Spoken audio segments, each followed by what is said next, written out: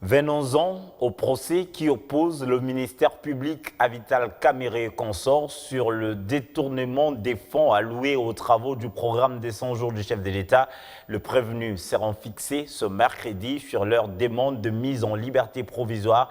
La demande était faite lundi à l'ouverture du procès à la prison centrale de Makala. Ce procès, retransmis en direct sur la télévision nationale, a fait délier des langues. Pour le parti Envol, cette retransmission ne donne pas de garantie d'un procès équitable. Les magistrats doivent être mis dans de bonnes conditions.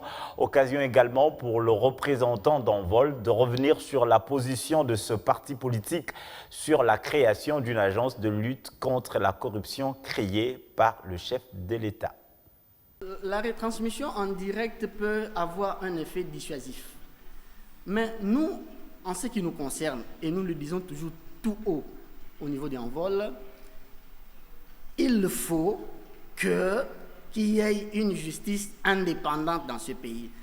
Le fait de retransmettre en direct un procès ne signifie pas que nous avons directement ou nous avons acquis nous avons un pouvoir judiciaire totalement indépendant. Non. Ça peut avoir un effet dissuasif, oui. Mais la finalité, c'est quoi? Parce que ces juges-là, lorsqu'ils auront pris l'affaire en délibéré, ils vont pouvoir juger à leur intime conviction. Ils seront seuls. Ça ne sera pas en direct lorsqu'ils vont délibérer. Si ces juges-là ne sont pas mis dans de très bonnes conditions, si ces juges-là qui sont censés dire le droit ne sont pas accompagnés, ne sont pas dotés des instruments juridiques et sociaux qu'il faut, comment est-ce qu'ils vont dire le droit? Voilà pourquoi nous militons, nous, au niveau des Envols, pour un état de droit effectif. Et qui dit état de droit effectif, il faut tout simplement que l'appareil judiciaire soit accompagné des éléments adéquats. Nous, à Envol, nous estimons que cette agence est créée, n'est assise sur aucune base légale, ne respecte pas les textes réglementaires en la matière. Pourquoi? Parce que notre arsenal juridique précise déjà des juridictions de droit commun compétentes quant à ce.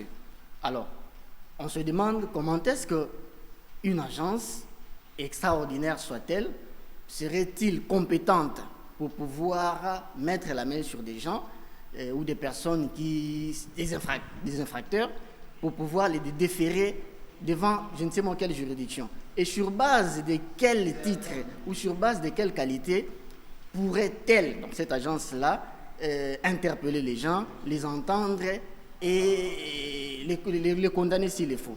Donc nous estimons qu'en ce qui nous concerne, cette agence n'est assise aucune base légale. Il y a des juridictions de droit commun qui sont compétentes.